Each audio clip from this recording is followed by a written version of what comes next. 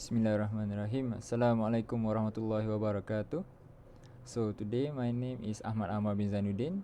And my fellow group members Ahmad Zaim, Ahmad Abid Sidqi, Mohamed Faiq Najwan and Mohamed Syahmi are going to present about the theory of necessity and the need for medicine.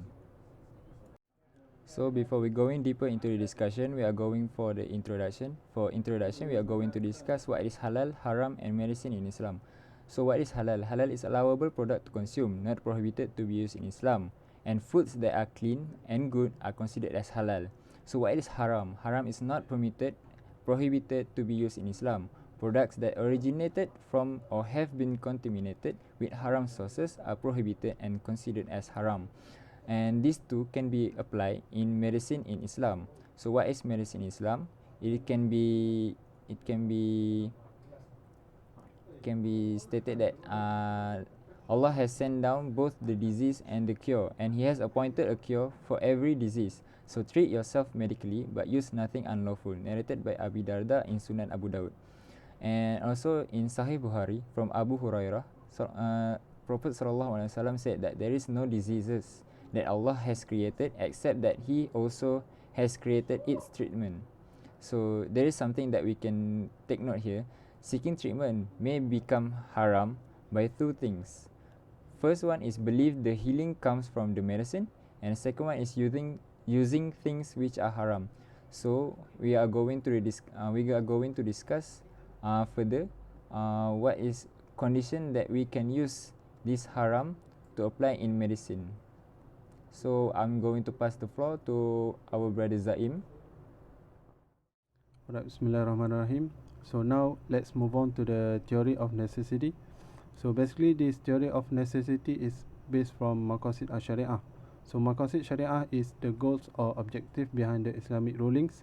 It can be further classified into three, which is Daruriyah, the necessity, the Hajiyah, the requirement, and lastly Tahsiniyah, the embellishment. So Darurah or necessity is, according to Ibn Manzur, is an extreme situation in which human being face extreme hardship and it is in urgent needs of something in order to ease the situation. Okay, so Darurah relates to the protection. So Darurah is established in order to protect five things, which is the first one is faith, the second one is life, the third one is lineage, the fourth one is intellect, and the final one is property. Okay, when Darurah is applicable, the first one is the need is compelling. In other words, that we need to do something or it can cause greater harm. So the second one is the standard is need to establish based on the majority, the need of the majority or a group if it is specific need. So the third one is there is no lawful way in order to solve the problems. And the fourth one, the Darurah is only allowed for a certain time to a certain extent, which is it's only sufficient enough in order to alleviate the problem, in order to alleviate the hardships. So the final one is it must not conflict with Quran and Sunnah or stronger ruling, in this case Qiyas. So in other words, it must retain the essence of the objective of Sharia and to attain greater benefits. For an example, the prohibition of adultery. So adultery is still unlawful even in Darurah. Okay. Thank you. Thank you, Brother Zaim, for the explanation on the Darurah and its situation.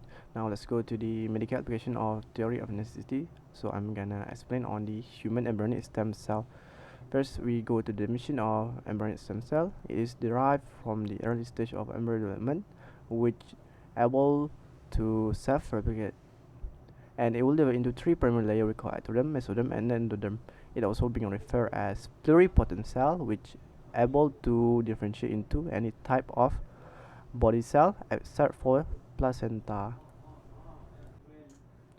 Human embryonic stem cell can be potentially used to various type of genetic disease such as Parkinson, Alzheimer, and neurodegenerative disease.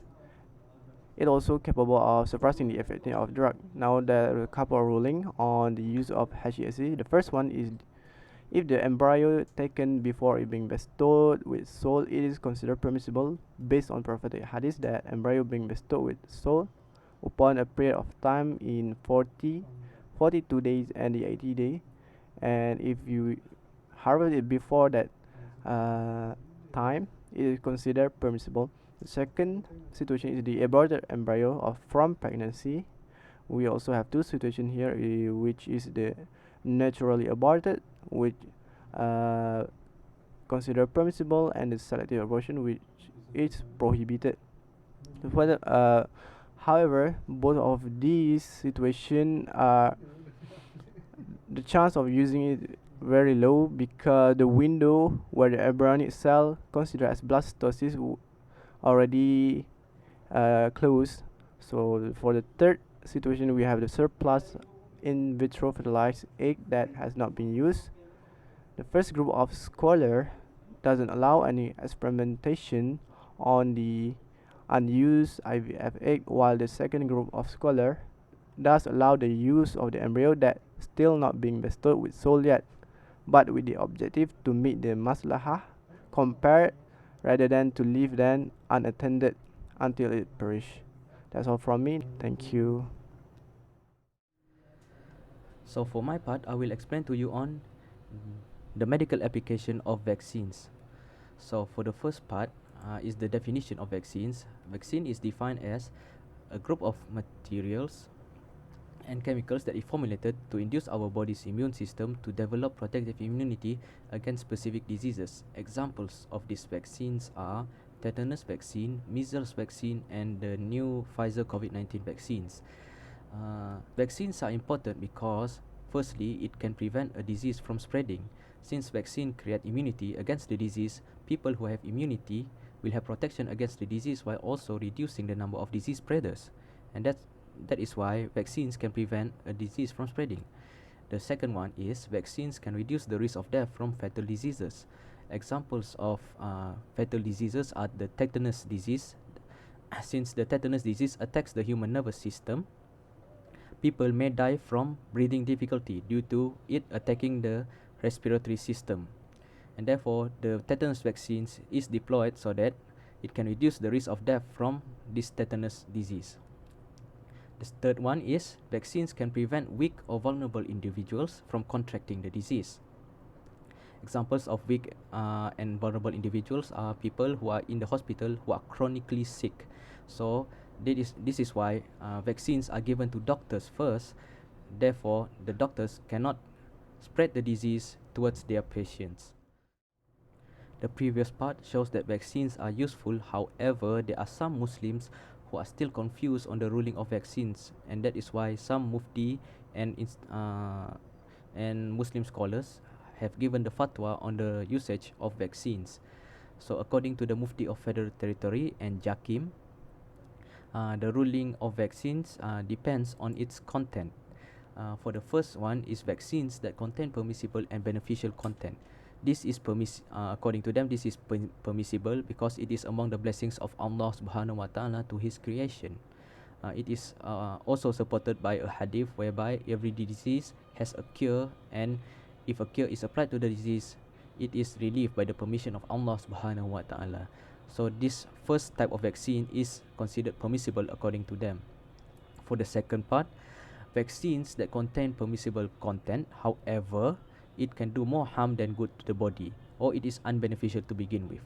So this for this type of vaccines, the Mufti concluded that it is prohibited to use these vaccines because it can do more harm to us. And it is also supported by a hadith whereby Nabi Muhammad SAW said that, do not cause harm or return harm. Whoever harms others, Allah will harm him. So according to this hadith, we are not allowed to harm ourselves, and therefore this type of vaccines is prohibited. For the third type of vaccines is vaccine that contain prohibited content or has najis but is treated through the process of istihalah and have beneficial effects. So for this type of vaccines, they concluded that the process of istihalah changes the ruling of the najis content, and therefore it is permissible since it have beneficial effects. Overall, Muslim scholars agree that the usage of vaccines are permissible or mubah, and they also agree that the permissibility of vaccines follows the principle of maqasid al-shari'ah, whereby the preservation of human life takes priority. So thank you, Brother Safi. So now moving on to the final point, which is the xenotransplantation from swine. So xenotransplantation here is defined as the transplantation of organs, cells or tissues from one species to another species, here specifically from pigs to humans. From the diagram given below, you can see that the patient here needs to have a organ transplant, specifically the kidney from pigs. So in order to do so, the patient also needs the bone marrow transplant here, so that the body does not reject the kidney. So from the statistics here shown, you can see that the number of people that are actually in need of organs versus the actual number of people that manage to get the organs is very large. There is a high discrepancy. So every 9 minutes, another person is added to the transplant waiting list, and 17 people die every day waiting for an organ transplant. So the shortage of donor organs is a very rampant issue and needs to be addressed quickly.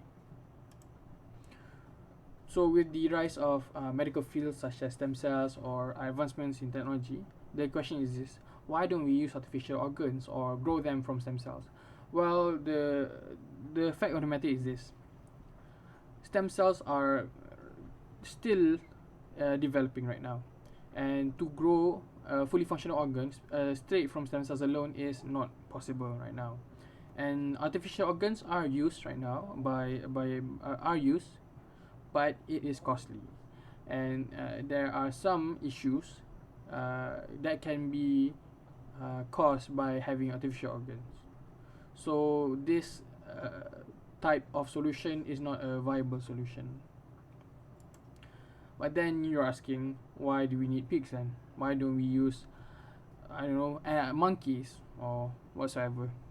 Well, the reason is this: pigs are a almost perfect animal model for organ transplantation because of a few factors. The first is that pigs have very large number of offsprings, so they can be harvested a lot. Second, their anatomy is quite similar to ours, whereby their hearts specifically are quite similar to the shape and size of a human heart. And the third is that they have a short maturation period of around 4 months, so they can be harvested quite fast. So then moving on to the concern and the rulings. So here I've split it into two. The first is the Islamic concerns and ruling, and the second is the Western. So for the Islamic concern and ruling, there is no definitive and concrete ruling yet, because xenotransplantation is technically not used right now. But a guideline published by Jakim about the use of medicine from porcine sources can be used, whereby it is permissible only if there are no other options and when life is at risk. So the Islamic jurists in certain countries have already allowed the use of porcine-based heparin. So the Islamic Medical Association in North America's Ethics Committee stated that the use of porcine-based heparin is allowed only if necessity dictates the situation and when there is no other options available left. So for the Western, I did not put the ruling because I do not know what the ruling is, but I did put their concerns. And their concern is this: the use of xenotransplantation is still in infancy because of the risk associated with the zoonotic diseases, which is the transfer of disease from one species to another, such as the bird flu or the H1N1 virus, the swine flu, and as well as compatibility issues between the host and the organ transplant, so the graft versus host disease. So for the conclusion is this: if necessity dictates and there are no other options, and when there is life at stake, then Islam allows those that are unlawful to be lawful, but only in moderation. So, just like in life, you cannot do everything to an extreme. You cannot force yourself to study and like only just study and do exams and do works and everything without having without relaxing, without taking a break once in a while. So do everything in moderation and always be happy. Thank you very much for listening. That has been all from us. Thank you. Assalamualaikum warahmatullahi wabarakatuh.